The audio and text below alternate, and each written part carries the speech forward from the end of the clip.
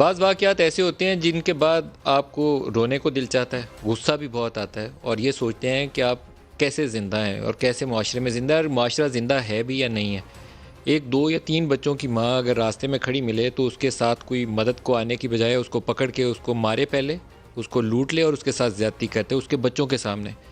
ایک چھوٹی 4-5 سال کی بچی اس کو اٹھا کے لے جایا جائے، اس کے ساتھ ریپ کیا جائے اور اس کو مرڈر کر دیا جائے، اس کے بعد اس کی لاش کو بوری میں بند کر کے کسی کچرے کے ڈھیر میں ڈال دیا جائے، کسی شخص کو اٹھا لیا جائے اور بعد میں اس کی مزید تصدیق کرنے کے لیے بتایا جائے کہ یہ شمالی علاقوں کی سیر کرنے کے لیے گیا تھا۔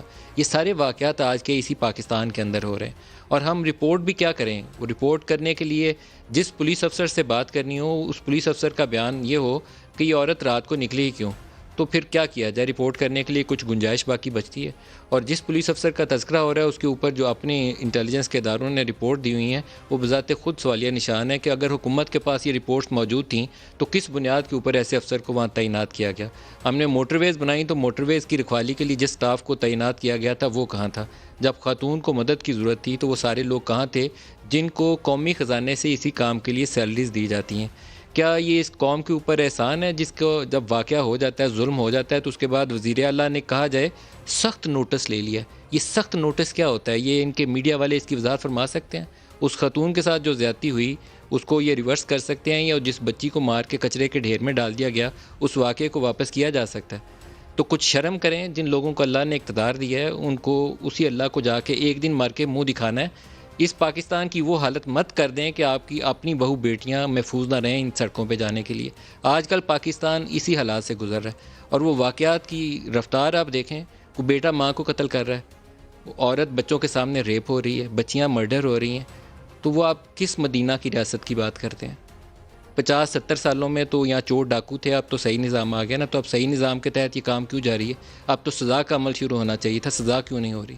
ساہیوال کے اندر بچوں کے سامنے ماں باپ کو مارا گیا، آج تک کیوں اس کا جواب نہیں آیا؟ ماڈل ٹاؤن کا تو نہیں جواب ہمیں ملا، وہ تو لوگ ہی اچھے نہیں تھے، اب تو اچھے لوگوں کی حکومت ہے، پھر یہ جواب کیوں نہیں آیا؟ ان باتوں کا اگر جواب نہیں آئے گا تو کل کوئی اور سڑک کے اوپر اسی طریقے سے کسی بے نظیر بھٹو کی طرح مارا جائے گا اور اس کا انصاف نہیں ہوگا۔ اکتوبر میں سانحہ کارساز ہوا تھا، دسمبر میں بے نظیر کی اسیسینیشن ہوئی تھی۔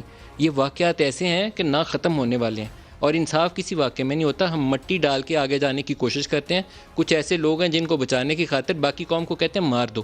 یہ قوم اس ملک کی ہے، یہ ملک جو ہے اسی قوم کا ہے، یہ لازم و ملزوم ہے، اس کے بغیر نہیں ہے۔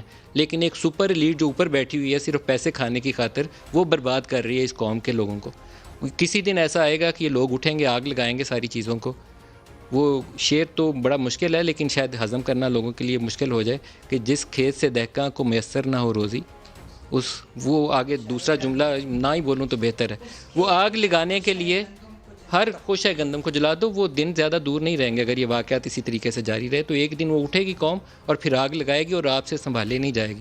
وہ خوف آتا ہے کہ کسی دن ایسا نہ ہو کہ اٹھیں تو وہ واقعی پوری قوم آگ لگانے پہ آمادہ نہ ہو جائے۔ جو نمبر ہیں اس وقت ہمارے سامنے، 2019 میں پنجاب میں خواتین سے زیادتی کے 3800، یہ صرف پنجاب کے نمبر رپورٹ کر رہا ہوں، 3881 کیسز رجسٹرڈ ہوئے۔ پنجاب میں خواتین سے اجتماعی زیادتی کے 190 کیسز رجسٹرڈ ہوئے۔